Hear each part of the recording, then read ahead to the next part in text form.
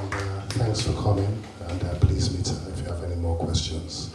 We have about 3 or 4 more speakers before we start the award initiatives, and I think one of the speakers has just walked in also. Charming, yeah. Welcome. How are you today? I'm very well, thank you. Okay. You're welcome to the Africa4U. Thanks for joining us today. Shaman will be telling you a bit more about her initiatives a bit later. Now, I want to bring on another young lady. Her name is Nasilele, and she's going to be speaking about the importance of communicating our ideas as Africans in the diaspora. That's a very, very, very, very profound topic. Give her a big hand of applause.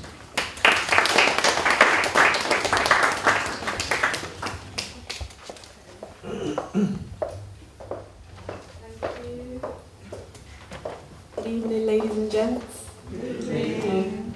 I'm one of those people that I have to have my notes, but I see everyone else is standing here with their notes, so I'm going to do the same. So let's see how this goes. My name's Nasilele Ilola. I'm from Zambia.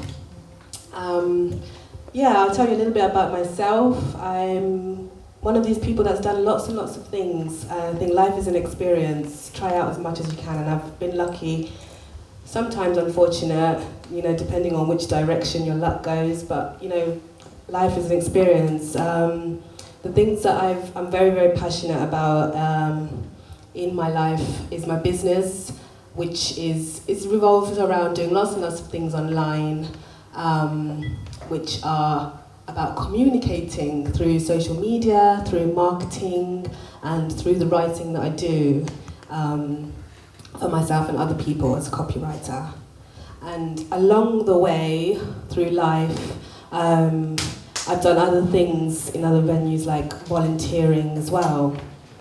And coming here today and listening to all these wonderful people and meeting all of you, it just reinforces that passion, that African pride. So I just wanted to say thank you so much, Tony. Please give him a round of applause because this is wonderful. I'm really, really thankful that you managed to bring community together in the way that you do, not just for the sake of let's party, let's get together. It's when you're in a room together at these events with Tony. The last one I was at the House of Parliament. You tend to feel a sense of revolution, a sense of wanting to give back to your community, a sense of wanting to get up. David Smith as well, what you said was very, very poignant, and I think we should all walk away asking ourselves, how can I create jobs for at least 10 people back where I come from? And the other thing about these events, which Tony does, is as a Zambian myself, I'm not just here for Zambia, I'm not just here as a Zambian, I'm here as an African, and I'm here with my Nigerian sisters, my Malawian brothers. It brings us together, and I think that's a wonderful thing, and that's one direction that we should be aiming to go into as well. I'm going to look at my notes for one moment because I don't want to miss out anything important. Yeah, it was mostly just about the pride that I was talking about. I'm coming from a young perspective. I've always done things which involve the youth.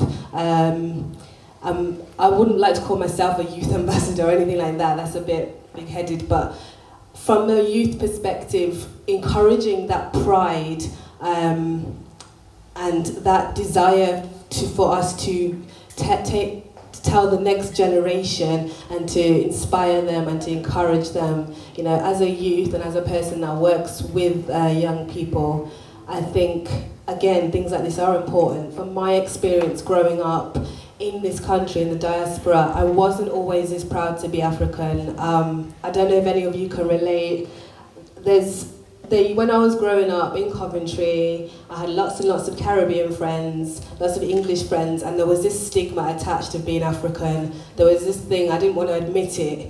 A lot of us were pretending to be Caribbean. Yeah, but no, honey, you're not Jamaican, you're not Jammu, you're African. And it took me a long time to develop that pride, and I think certainly in these days when we're doing things back at home and we're putting ourselves back on the map, we are teaching our young brothers and sisters. My little sister, who has had moments where she was just like me and I had to just cut that out. No, you know, you are Zambian, you know, you should be proud of where you're from.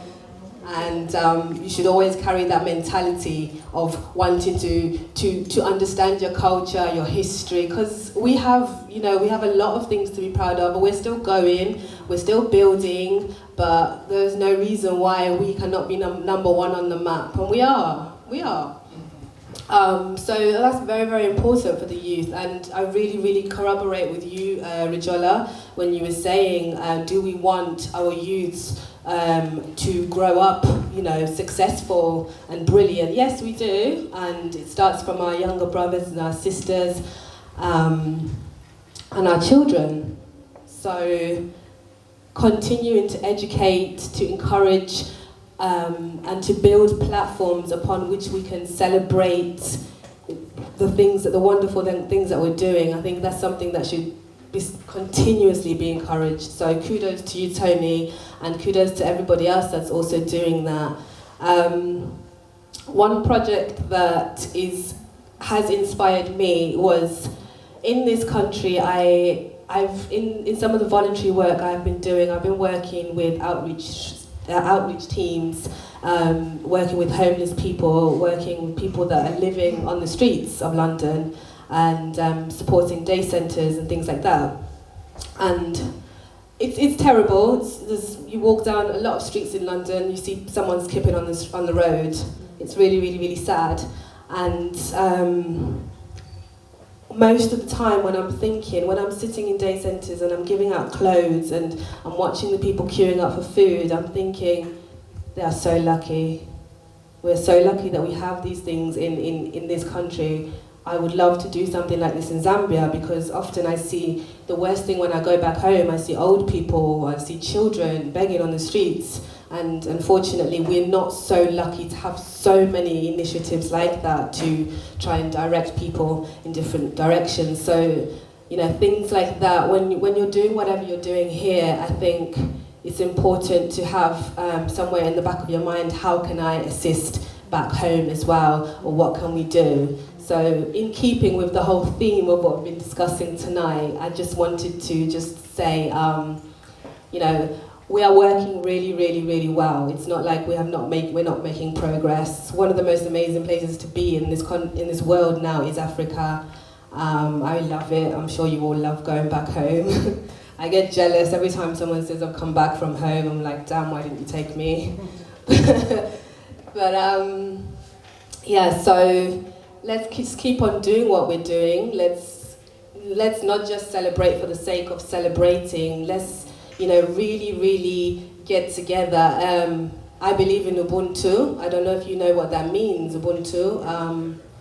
Yes, and it's something that's close to my heart. It's about, you know, knowing when your brother or your sister or someone down the road, you know, you don't consider them a stranger. They are your brother or your sister. If you see them in need, you point them in the right direction. You don't walk past. And it starts as small as that. You don't have to do nothing massive in the world. You can start off with a small action. So I carry that message of Ubuntu. And I believe, Tony, you know, whether subconsciously or consciously, you're definitely carrying that. So, you know, once again, thank you so much, and thank you all for listening. Let's keep communicating.